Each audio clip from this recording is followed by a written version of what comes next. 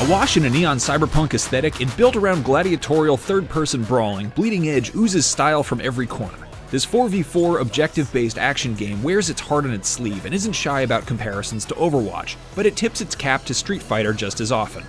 There's a lot to love about its diverse lineup of customizable characters and ferocious close-quarters battlers, though Bleeding Edge's erratic camera and insipid ranged combat are likely to test the patience of even the most devoted combatant.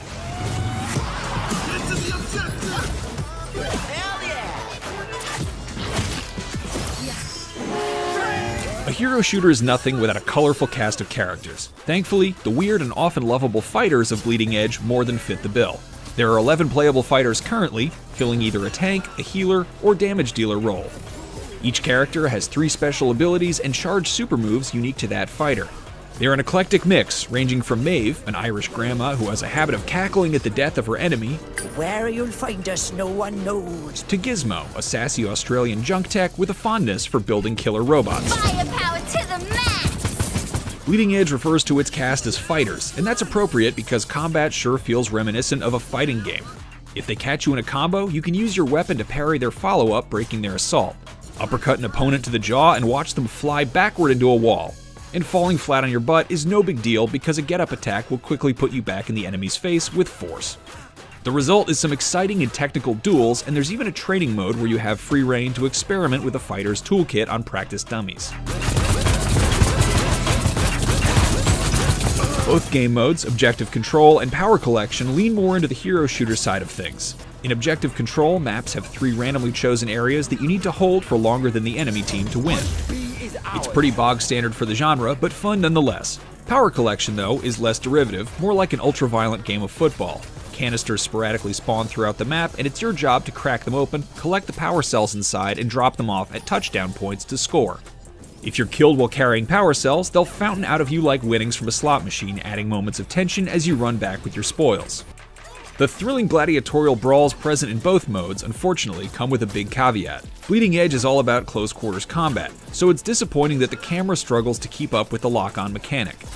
It's too easy to lose track of what's happening, and not exactly helpful when the enemy team is pummeling you up against a wall and the camera creeps inside your character model.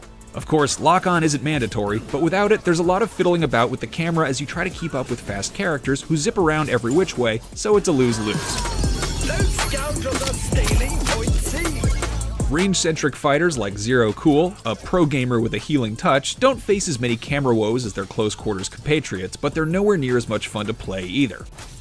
Match momentum is all about pushing forward, scraping by the skin of your teeth to secure an objective, and thrashing any fool that gets in the way. So when you're stuck in the back just admiring the chaos unfold from a distance, it's hard not to feel left out.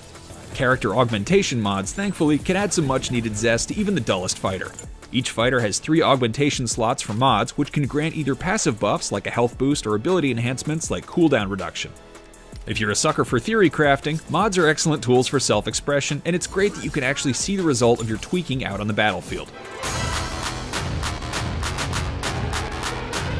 Bleeding Edge is an absolute ball when you're clashing swords in the thick of a team fight or tweaking a fighter's playstyle, so it's a shame that frustrating camera and lifeless ranged combat get in the way.